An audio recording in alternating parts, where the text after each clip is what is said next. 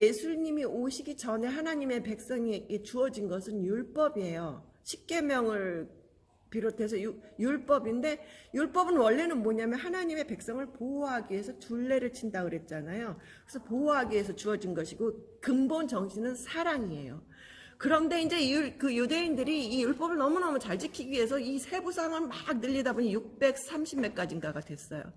그것을 너무너무 지키기에 열중하다 보니 율법의 근본 정신은 다 날아가고 율법의 조항만 남아서 형식적으로 지키게 됐어요. 예수님이 오셨을 때 이제 그게 문제가 된 거예요. 그렇다 그래서 우리가 그러니까 예수님이 율법을 내가 폐하러 온 것이 아니라 완성하러 오신다고 했기 때문에 율법이 그렇게 완전하진 않지만 그렇다 우리가 폐하할 것도 아닌데, 오늘 이 여인의 삶에 있어서는 이 율법이라는 것이 너무나 고통스러운 그 속박하는 그런 게 돼버린 거죠. 그래서 그 이제 율법 이 여인에 해당하는 병은 레위기 15장에 전장에 이 유출병이 나올 정도로 쫙 나와 있어요. 근데 이게 뭐냐면 거기 보면 유출병이 있으면 그 유출병으로 말미암아 부정한 자라. 근데요, 사실 그 유출병은 어떤 거냐면 이제 이렇게 여성이 이제 하혈을 하는 거야. 남성도 문제예요. 이게 이제 몸에서 어떤 게 흘러나오는 게 유출병이에요. 여자뿐만 아니라 남자도. 근데 이거는 전염성은 없어요. 문둥병도 똑같이 부정한데 이런 거는 이제 전염성이 있지만, 유출병은 사실은 전염성이 없지만 어떤 거룩한 백성으로서의 어떤 성적인 그런 것들을 건강하게 하는 어떤 테두리였어요, 사실. 그런데 이게 이제 유출병의 문제가 이제 여인 같은 경우에는 뭐 성적인 문제보다는 아마 여성이 예를 들어 생리를 해도 그 기간은 부정해요. 그 유출로 인해. 출산을 하고 나서도 부정해요. 유출이 있으면 무조건 부정해요. 근데 이게 생리불순으로 유출이 계속돼도 부정해요. 그러니까 이 여인은 아마 그런 종류의 어떤 증상이 있었던 것 같아요. 뭐 어떤 문란한 행위보다는. 근데 아까 이 얘기에서도 나왔지만 이 사람이 지금 이제 우리는 코로나 바이러스에서 격리라는 걸 상황을 겪어봤기 때문에 아마 충분히 이해를 할 수 있을 거지만, 그걸 안 겪었으면 너무 황당한 사건이. 이 여인이 앉았든 누웠든 이 여인이 닿기만 하면 그 자체가 다 부정해지는 거예요. 다른 사람이 그걸 만지면 그 사람도 부정해져. 그래서 부정해진 사람은 회중에서 격리돼야 돼요. 거기 제가 그 민수기 말씀 써놨죠. 나병 환자, 유출증 있는 사람은 부정하게 돼서 다 진영 밖으로 내보냈어요. 사실은 이게 이제 하나님이 어떤 안전망인데, 왜냐하면 그 당시에 그 광야하고 굉장히 이스라엘 중동의 지방이 덥고 환경도 열악한 상황이었잖아요. 당시 뭐 의료적인 것도 없고, 이럴 때 누가 이런 전염병이나 좋지 않은 병을 가지고 있으면 회중 전체가 감염되기 때문에 무조건 규정상으로 율법적으로 진영 밖으로 내보내라, 이게 명령이에요. 그런데 이제 이렇게 되었을 경우에 가서 전부 그 사람들은 옷을 빨고 몸을 씻어야 돼요. 그리고 즉시 들어올 수 있는 것도 아니야. 어쨌든 그 정결해지는 기간, 그날 하루는 무조건 진영 밖에 있어야 돼. 밖에까지. 근데 사실 옷을 빤다는 것 자체가 이제 나중에 계시록에도 나오고 그런데, 옷을 빤다는 것 자체가 자신의 죄를 고백하고 하나님께 회개하는 의미예요. 그러니까 단순히 물리적으로 옷을 빠는 걸 넘어서서 회개하는 거예요. 그래서 실질적으로 내기 그 후반부의 말씀에 보면은 유출병이 다 나았을지라도 바로 들어올 수가 없어요. 이래를 센 후에 옷을 빨고 흐르는 물에 몸을 씻고 그리고 속죄제를 지내야 돼요. 그러니까 이 여인의 상황이 얼마나 지금 힘든 상황인지, 그 이제 뭐 예를 들어 문둥병 같은 경우, 나병 같은 경우는 그렇게 해야 됐겠죠.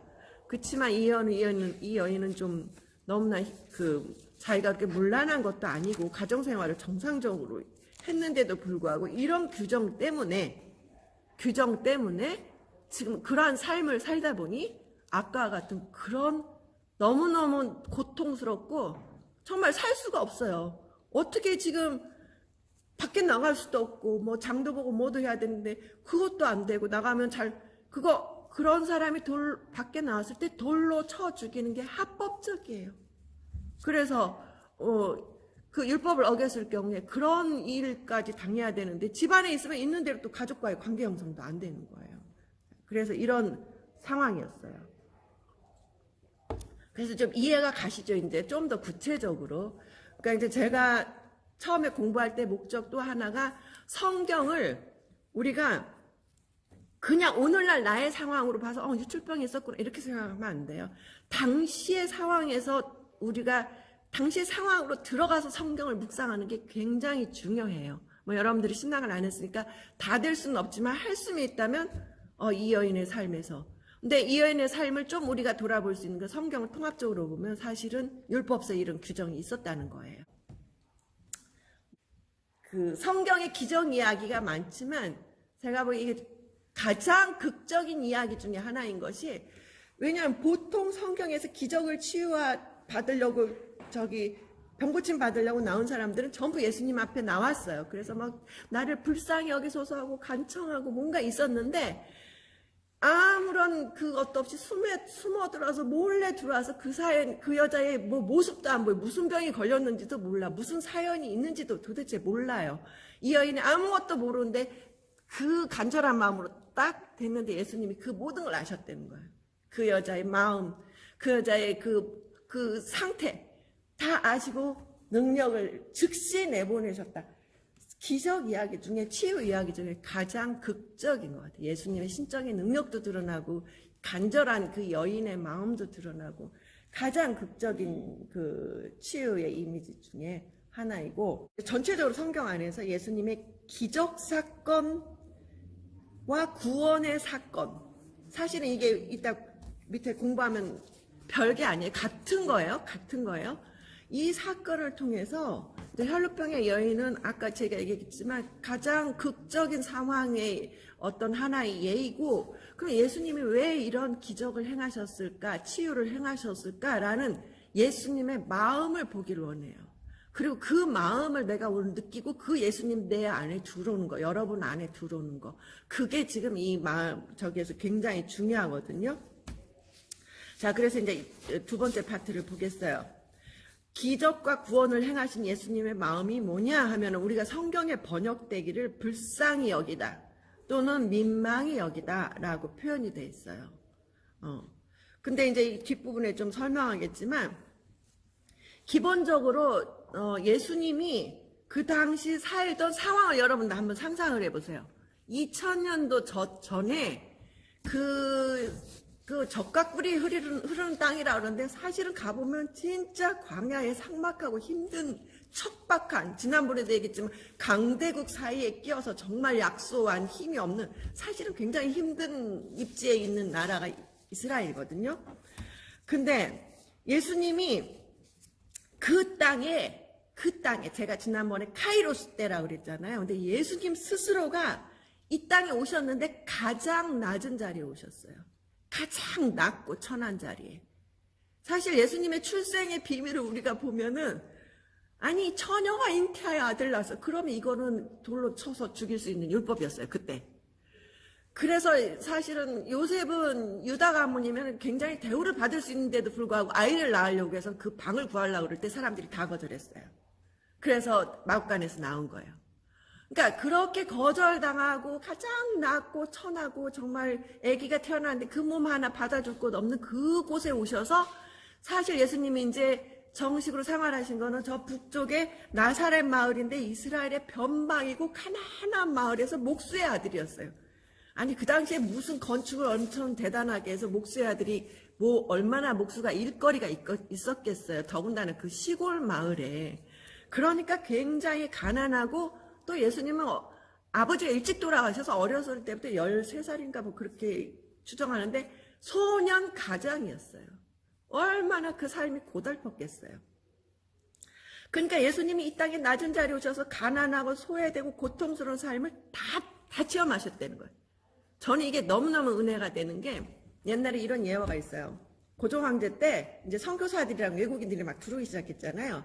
근데 그 선교사가 와가지고 막 테니스를 치는데 막 땀을 뻘뻘 흘리면서 뛰어다니는 거예요.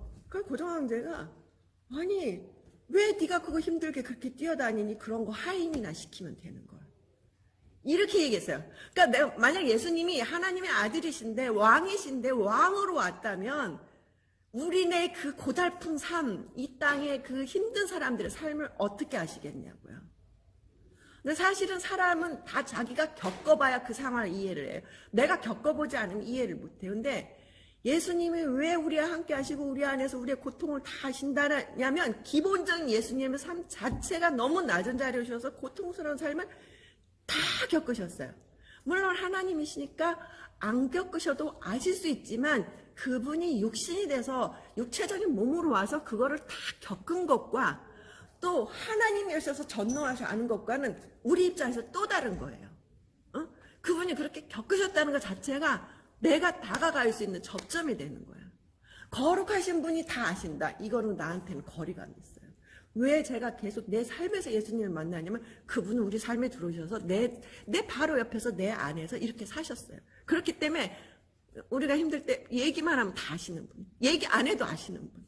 그래서 예수님이 이런 삶을 사셨기 때문에 그리고 예수님이 둘러봤을 때 그 당시에 민중의 절대 다수가 지배계급으로부터 억눌리고 살았어요. 그들이 억눌리고 인간으로 존중받지도 못하고 일용할 양식도 보장을 받지 못했어요. 그러니까 예수님은 이런 사람들을 보면서 너무 안타까운 거야. 너무 그 사람들을 보면 가슴이 아픈 거예요. 정말 그 마음의 동정인데 값싼 동정이 아니라 가슴 깊이 느끼는 정말 그 연민 동정이 그게 가득 찬 마음이었어요. 그런데다가 이 가난한 사람이 삶의 이렇게 힘들게 살면서 가난하게 살다 보니 삶의 여건이 안 좋으니까 병도 더 잘 걸려요. 그런데 이게 더 심각한 거는요. 병이 걸려도 하나님으로부터 저주를 받아서 너는 죄인이라서 저주를 받은 거라고 그 당시 사람들은 인식을 했어요. 그래서 이게 비난의 대상이야. 응? 그거의 한 예를 보겠어요. 요한복음 9장 제가 거기 있죠. 한번 보세요. 예수께서 길을 가실새 날 때부터 맹인된 사람을 보신지라.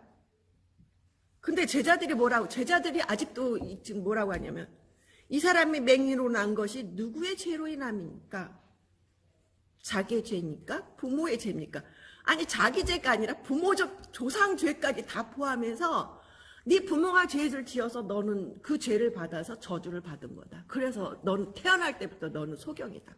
이렇게 얘기를 할 정도로 정말 병 걸린 것도 이 고통스러운 상황에서 이런 삶을 살았어요. 그러니까 이 예수님이 이 상황을 봤을 때 얼마나 마음이 아프셨겠어요. 자, 그래서 예수님이 기적을 일으키실 때 그 기적이 이제 총체적인 회복인데 제가 아까 얘기했듯이 헬라어, 히브리어의 그 중요한 어원은 뭐 여러분들 다 알 필요는 없지만 좀 기억할 것들이 있는데 뭐 이것도 사실 밑에 나오는 정도만 기억하면 되는데 소조라는 헬라어의 말, 그러니까 구약 성서는 히브리어로 기록됐기 때문에 히브리어로 말하는 거고 신약 성서는 헬라어로 기록돼 있어요. 그래서 소조라는 말은 그 의미 자체가 두 가지 의미가 다 있어요. 치료하다, 구원하다. 그러니까 치료하는 것과 구원은 똑같은 거예요. 그래서 이것이 아주 그 긴밀하게 연결돼 있다는 거. 근데 예수님이 사람을 우리를 치료하거나 구원했을 때 예수님은 너는 구원을 받았다라고 했을 때 단순히 우리가 영적으로 구원받는 것만이 아니에요. 정신적이고 육체적이고 물질적인 것까지 포함해요. 예를 들면은 우리가 정신적인 거에 하나 예를 들면 귀신 들린 사람들 영적으로 이제 귀신 들린 자를 쫓아냈고 육체적으로는 이제 단순한 병자들이라면 물질적인 거 오병이어를 먹인 그 사건 있죠. 예수님은 물질적으로도 고통받는 사람들도 예수님의 구원인 거예요. 그래서 그 모든 게 포함된 것이고 또한 현재적이며 미래적이에요. 뭐 하나님 나라 죽어서만 너네 천국 가고 지금은 죽도록 고생하면서 살아라. 이거 아니에요.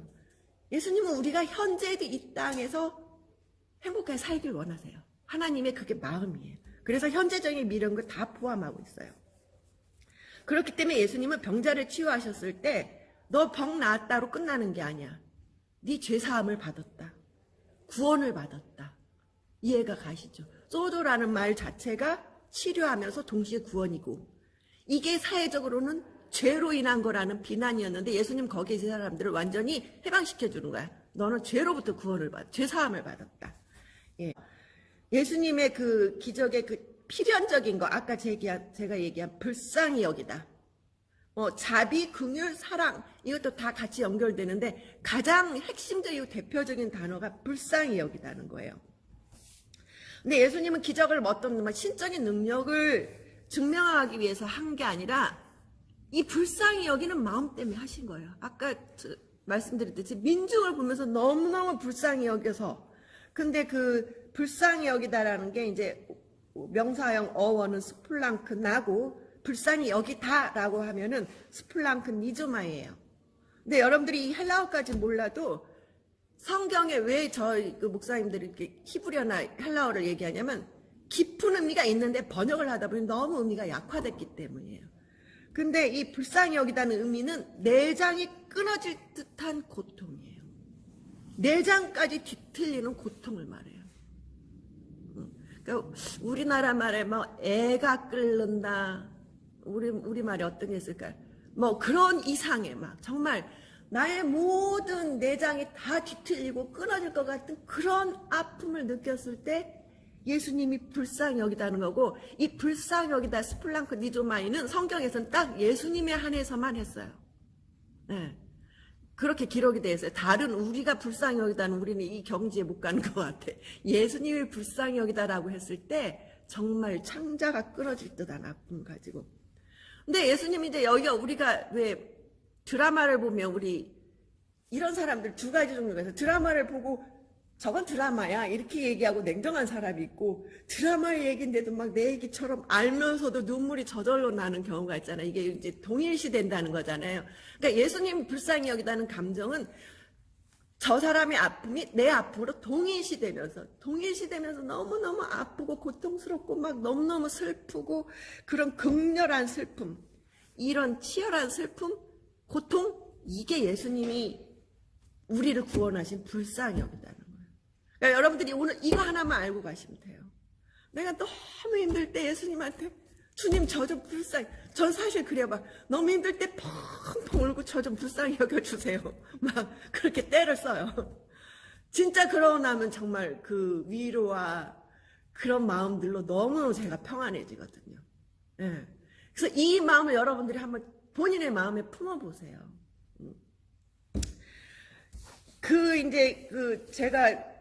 왜냐면 오늘 본문에는 불쌍히 여기다라는 마음이 구체적으로 안 나왔기 때문에 제가 불쌍히 여기다라는 본문을 몇 개만 그냥 간단하게 여기다가 지금 여기다 기록해 봤어요. 무리를 불쌍히 여기시다. 그 다음에 두 번째는 이제 오병이의 기적을 얘기하시는 거예요. 무리가 예수님하고 함께 있으면서 사흘을 굶주렸는데 먹을 거 달라고 안 했지만 예수님은 그들이 얼마나 고통스러울지 미리 아시기 때문에 오병이의 기적을 행하신 것이고, 그 다음에는 과부를 보면서 밑에 보면 과부를 보면서 불쌍히 여기시고, 또 예수께서 불쌍히 여기서 손을 내밀어 그에게 대시며, 여기서 그는 누구냐면 문둥병자, 나병 환자예요. 예수님이 너무너무 그 나병 환자를 보면서 너무 불쌍히 여겨서 손을 대셔서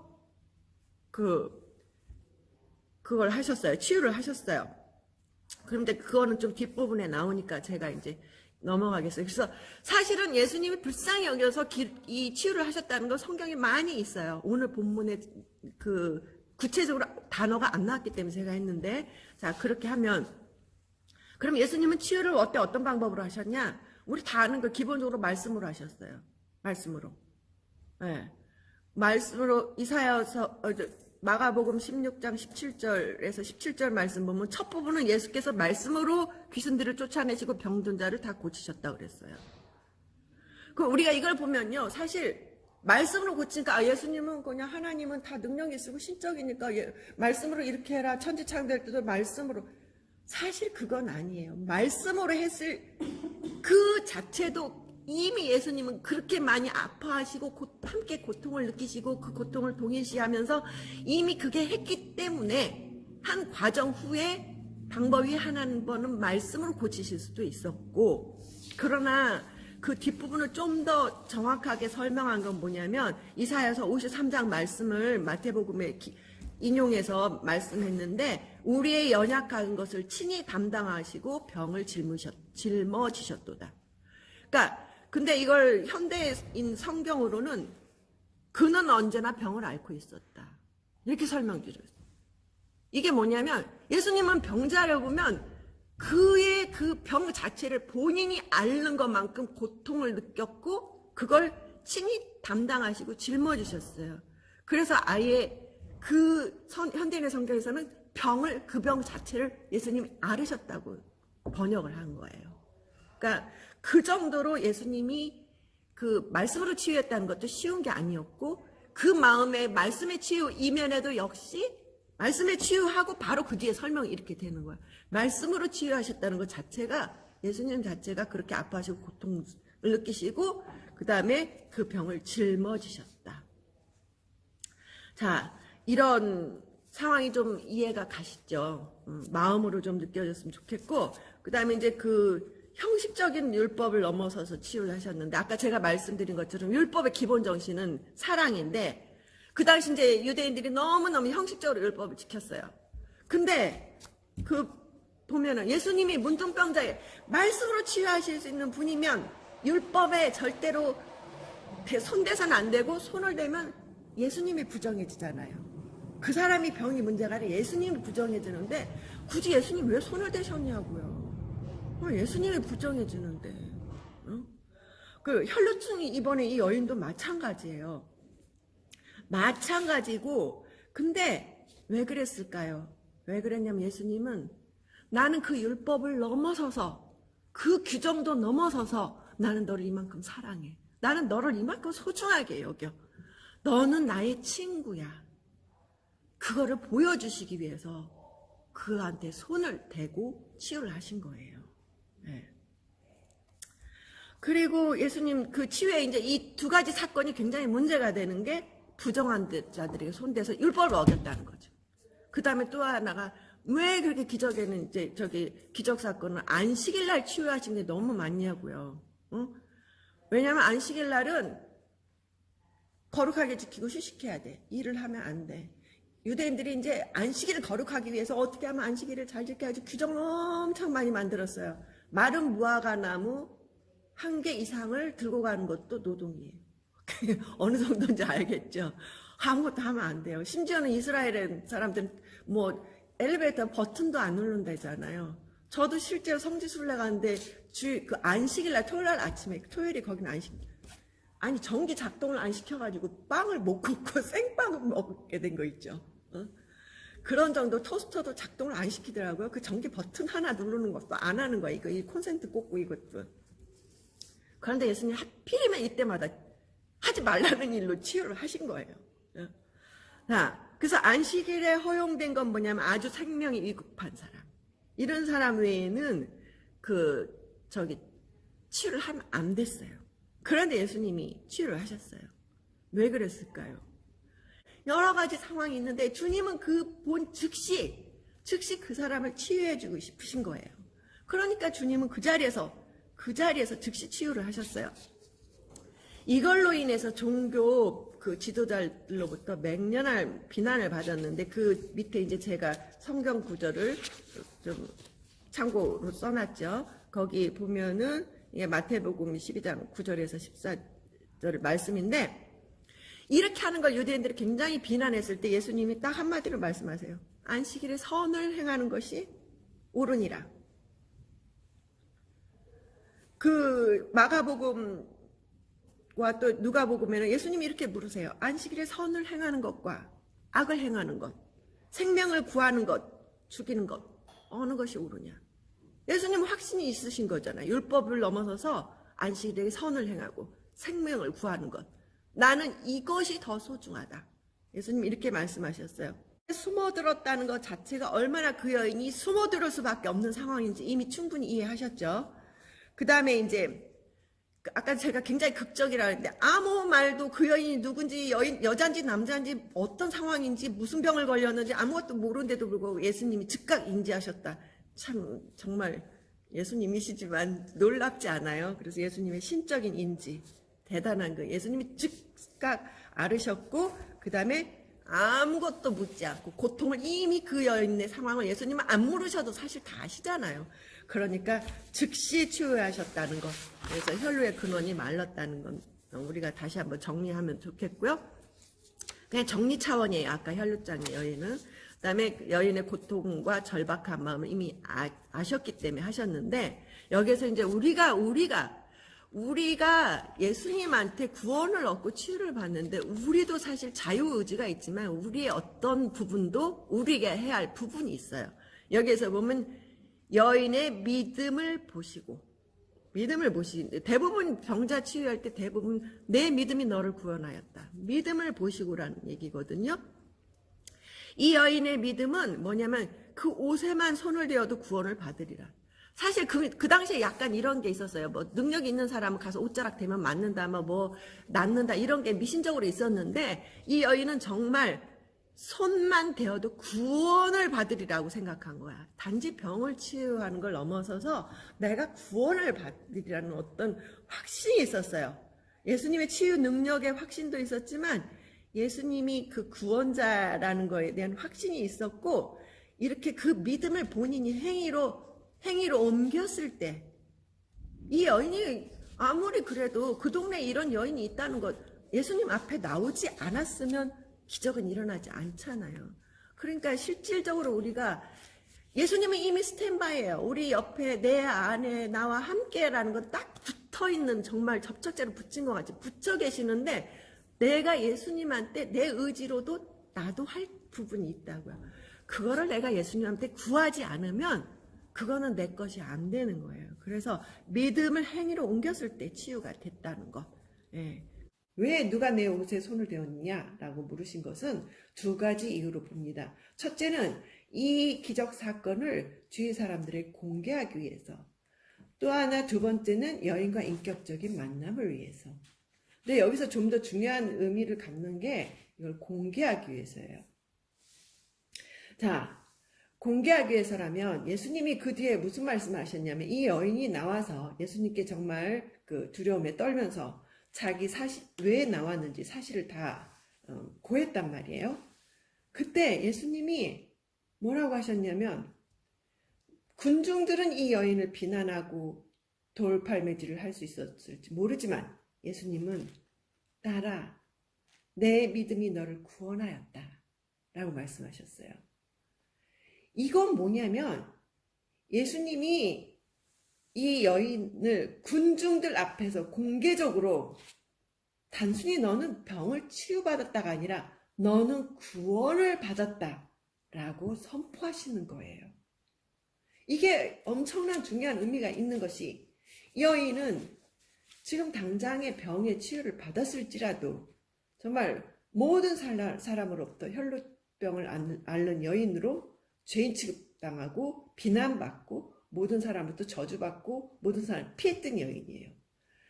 이러한 그 모든 굴레, 정신적이고 영적이고 사회적인 모든 그런 굴레와 비난으로부터 예수님은 이 여인을 벗어나게 하고 싶었던 거예요.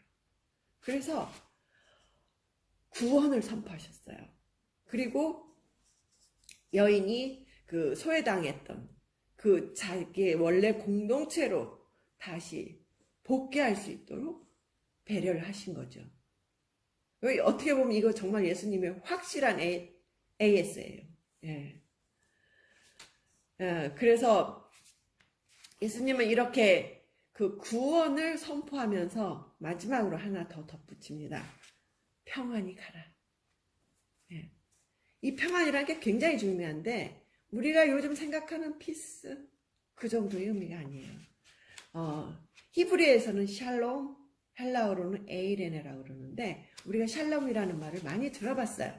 근데 그 샬롬이라는 것의 진정한 의미는 정말 우리가 정신적, 육체적, 물질적, 영적 모든 의미에서 진정한 평안을 의미하는데, 그것의 진정한 평안을 가지려면 인간적인 어떤 그런 그 평안 정도가 아니라 하나님과의 올바른 관계로 말미암아 주어지는 어떤 심령의 만족과 평안한 상태. 그러니까 모든 것에 완벽한 평안인 거예요. 완벽한 평안 가운데 거하도록 주님께서 마지막으로 이 여인을 축복하고 보내줍니다.